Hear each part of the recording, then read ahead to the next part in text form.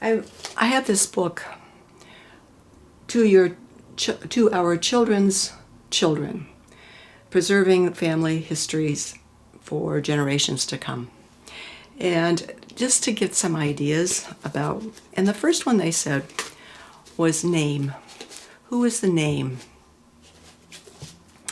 And my name was obviously Penelope, you know that. But my name had something that carried through my whole life. Grandma Booker was married before. She was married to Fred Miner. I never knew much about him. I knew he was in the military for a while. I think they were divorced. Oh, maybe I was 2.5, about 3, not quite 3. And we never talked about it. And the story is that my grandfather on that side, the Miner side, was saving some money for me if I went to college. And that's why Grandma and Grandpa Booker didn't change my name, didn't adopt me. So I was always Miner. And kids would wonder why. And my mom said, just tell them that your mother was married twice. That didn't give me any idea who he was or anything. I'm finding out more about that. But go back to my mother. I think she probably met him in Indianapolis because Grandma Booker, my mom, was a good artist, and she went to a college of some kind for art. And I think she probably met him because he was a musician. And they got married in Maine because that's where he was from. Granny Taylor was not a happy camper because he was Catholic. That sounds so silly now, but at that time there was a big difference about whether or not you were Catholic or Protestant or Jewish, or nobody even knew about Islamic Muslims. But they lived up in Maine, and I was born in Maine, and they were in Vermont, lived in Vermont for a while. I've got pictures of him and of my mom and of just little me. And then he had, he got sick. He had, can't think of the word, diabetes. And my mom said that he wasn't taking care of himself, and when he did, he would get angry. And I don't know if that's the word, or abusive, or what. I don't know. She didn't go any further. I didn't ask any further. Now, asking about him, because I never knew about who he was, I thought it was something that you never talked about. And I didn't have the nerve to do it. But I always wondered. It was on the way. Granny Taylor one time told somebody when his name came up, said, "Oh, we don't talk about him." So that was that. So anyway, because of his diabetes and what he was not, because he wouldn't take care of it, she came back. My mom came back to Indiana and with me. And then she met Grandpa Booker, Robert Booker. He was he was going to college in Vincennes. It's really strange. It's really interesting too. He lived in Detroit all the time, but his dad was born in Illinois, right across the river, I think, in Vincennes. Anyway, you can see all that in the family tree. So he met Grandma Booker on a blind date. He and his cousin. He and his cousin were both going to Vincennes University. Yeah, Vincennes, but that was only, even though it said university, it was only a 2-year school. And so they went out on a date, and they went back home, and Grandpa Booker said, "I'm going to marry her." And they did after a while. Now, here he is. I think he's almost 5 years younger than Grandma Booker. Has a 4-year-old girl, three or 4-year-old girl, and for his parents, Grandpa Booker, great Grandpa Booker to you, and great Grandma at that time Booker, that they would be so welcoming to us, to my mom and me. They came down to Vincennes, and they just were really wonderful. And Grampy Booker used to call me Princess. I always felt wanted and loved.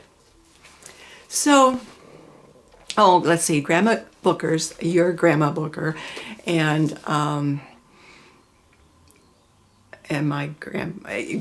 my mother and father, let's do it that way from me. My mother and dad went to St. Louis for the honeymoon and watched a baseball game. So we lived with, when they got married and came back to Vincennes,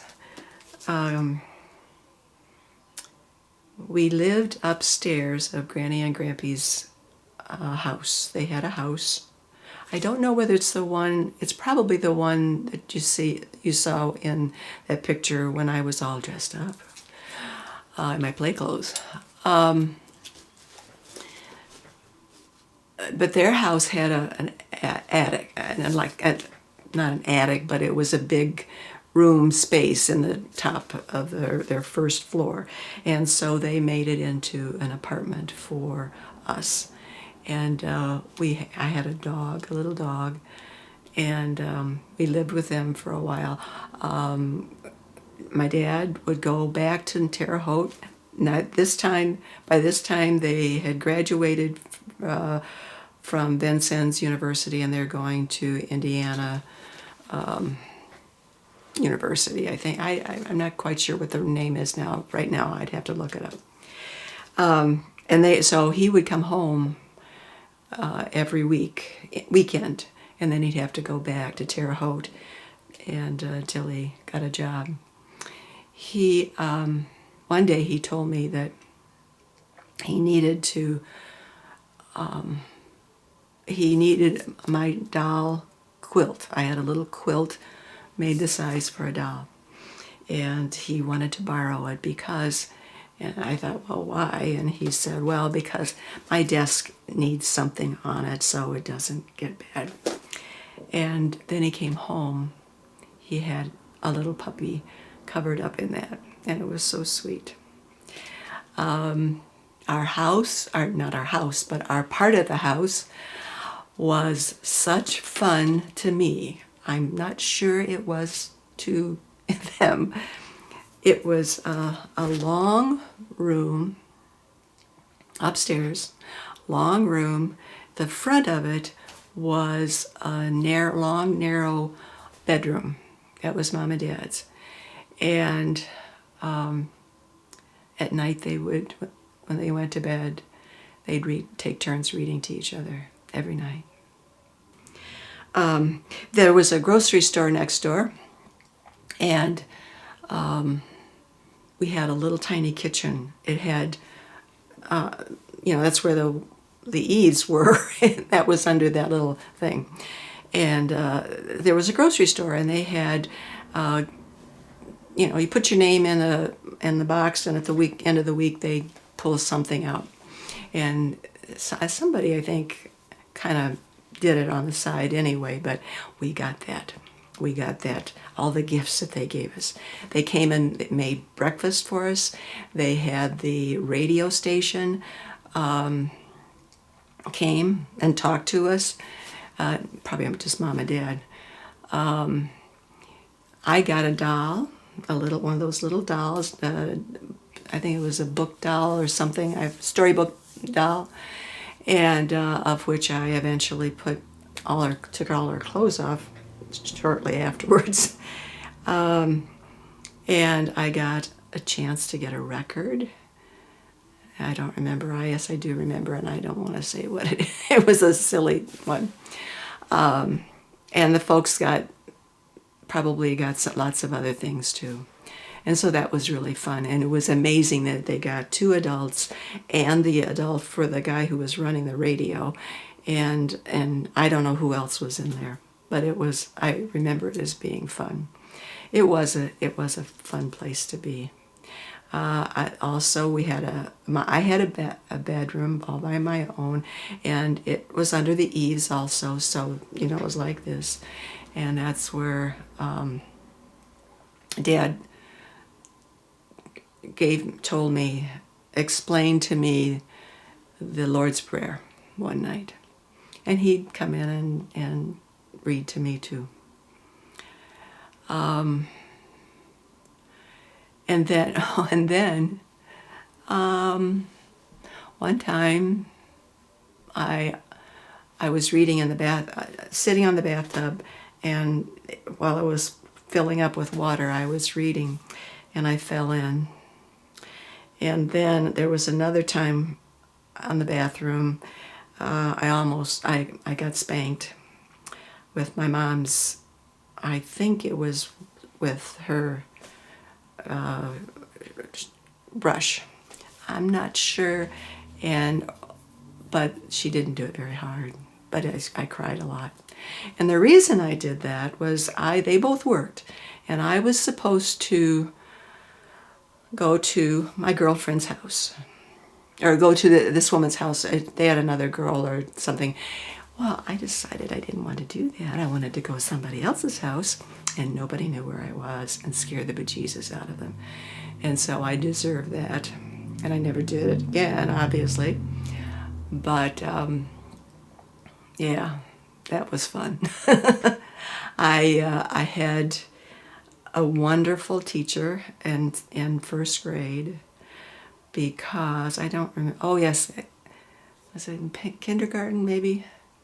Kindergarten, when we were sitting on the floor and the teacher was reading to us. I don't think they do that too often anymore, maybe, but anyway, I had some money for lunch, and I was passing it out because but the dime was so little, I just gave that to somebody I didn't care about.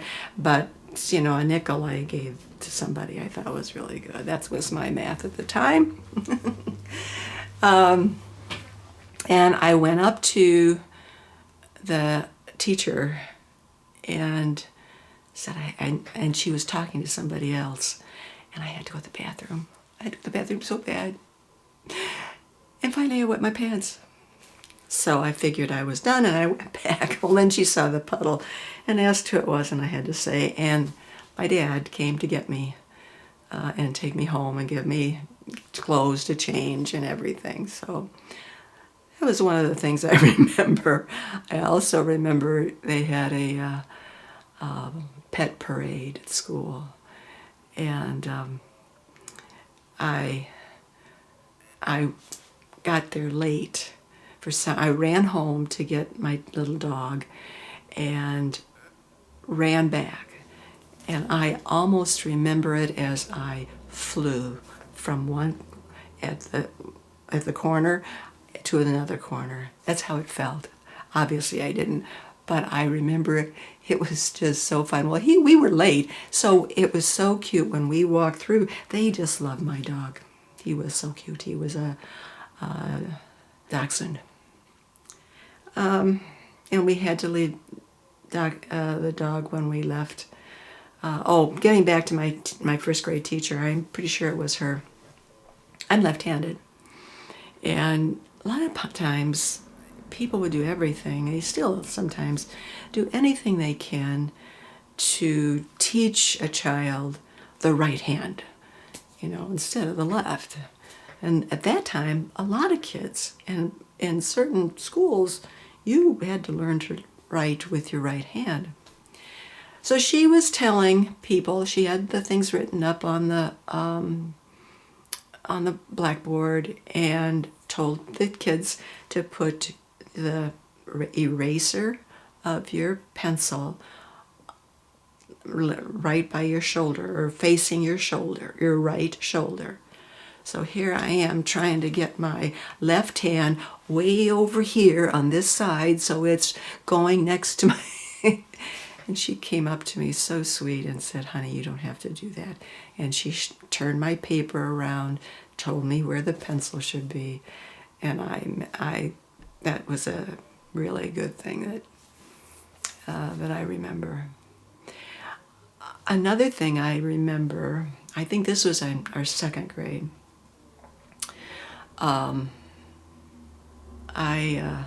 It's a lesson I learned not then, but as when I grew up. We had they were fundraising on something, and everybody's mom brought some food. There was something to sell, and my mom made all these popcorn balls.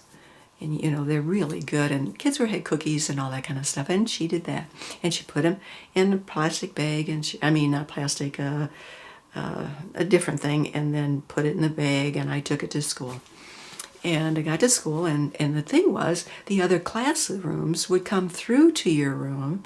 And they would buy some of those things. And my little bag sat on this next to me. And there was my bag with all my popcorn balls, and all the other kids put their stuff on the top. How pushy that was. If they want my stuff, they will ask. No. And I thought, and then after it was all done, I was sitting there with my bag full of popcorn balls that my dear mother had done. I think the teacher bought them. I'm not sure. And the lesson was, and I've told it to my students and lots of people, that don't hide under your bushel. What you have, whether it's popcorn balls or your gifts, the things that you can do, that you love to do, do it. Don't just think somebody's going to come and ask you. So you see, though, I'm not going to say shy, I just didn't want to do stuff wrong. We left Vincennes and my grandparents and went to Mishawaka, Indiana, northern Indiana. Oh, one other thing. My dad got a job. I think he graduated maybe in the middle, after the first semester of the year. And then he got a job for just 6 months or 5 months or something like that. He became a teacher because he was going to be an engineer. And they told him, no, there are too many engineers. Little did he know. But he loved teaching, and he taught math and science. And so he went to this little town in Indiana, not too far from Vincennes, and was the teacher, high school teacher. And one of the kids cheated on a test. And my dad said no, he flunked it. The kid couldn't play. I think it was something like that. Yeah, it was. He couldn't play. And the principal said, you gotta change that. And my dad said, no, we won't. And I don't remember whether my dad caved and then left, or I'm pretty sure that's what happened. He changed it, and then when that school season was done, he left. And he got a job up in Mishawaka. And he started in the fall, and he rented a room up in Mishawaka for a while. We stayed down in Indiana till he found a place for us to live, an apartment. And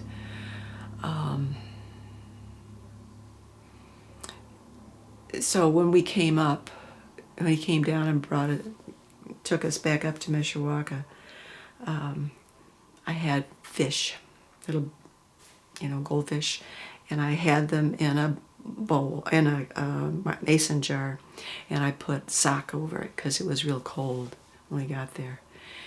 He had found an apartment or flat, a house not like ours, but kind of, it was a place where it had been an original house of single family home, and now it was split. And we lived there for several years, and lots of good stories there too. And when Grandma Booker left, my mom, she was pregnant with Jenny, and she had Jenny when not Jenny, I mean Debbie. And when they brought Debbie home, they laid her on this little daybed where I slept, and I just stared at her. And that was when the joke was, what should we name Debbie, this new baby? And somebody said,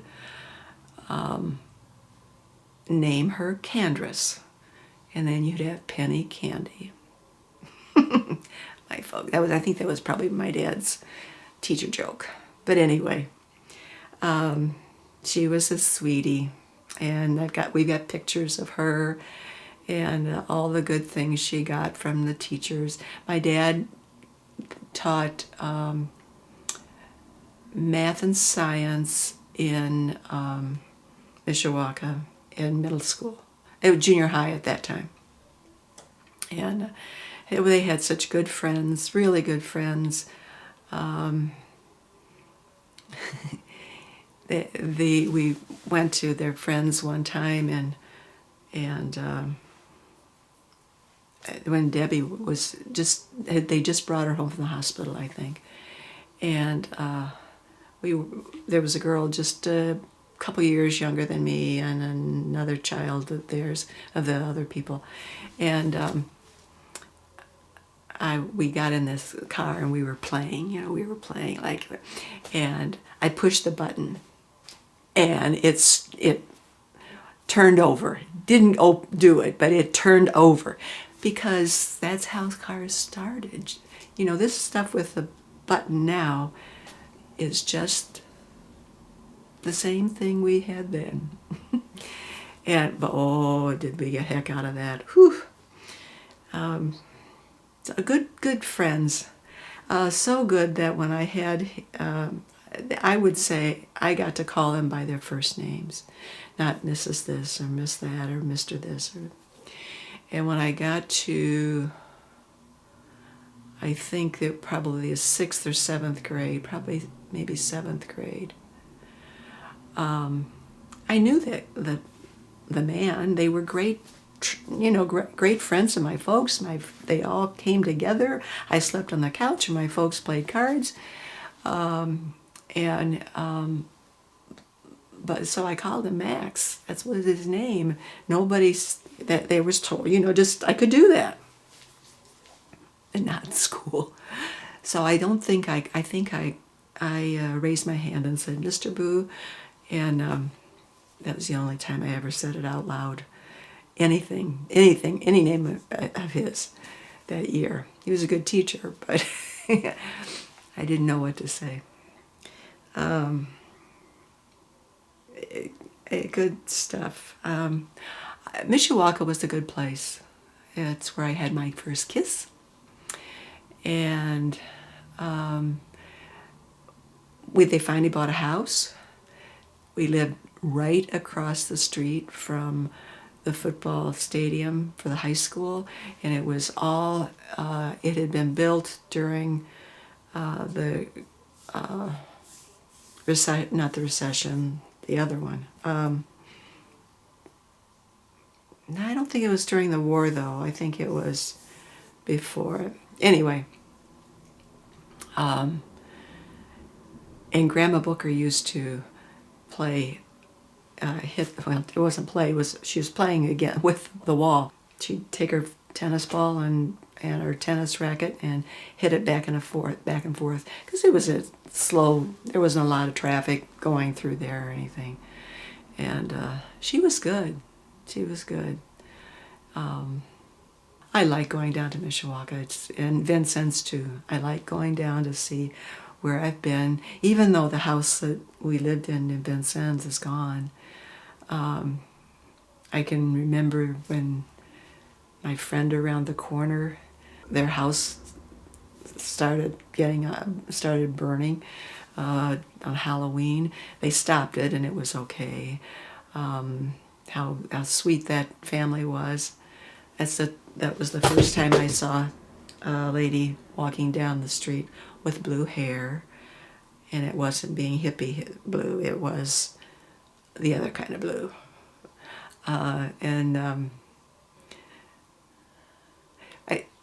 When I went back to visit every year we went back to Vincennes, and one year, by now we could drive. Somebody could drive anyway, and we couldn't get it started. So we went to this house. This is out in the boonies, really boonies, and there was a house there, a farmhouse, and we told them we had trouble and could they help us. And there was one boy in the background that was just kind of weird, and so we were glad to get out of that. But they pushed us so that we could get it going and what have you. We went over the bridge, which put us in Illinois, and we weren't supposed to be there. But somehow we got it back, and that was fun. Before that, when we lived down there, there was it's interesting how people respond. At that time, you left your doors open and everything, and wasn't any problem. But I went with my friends around the corner, and we went down. If you've been to Vincennes, from where we used to live was quite a ways down to the monument, and lots of grass and everything there.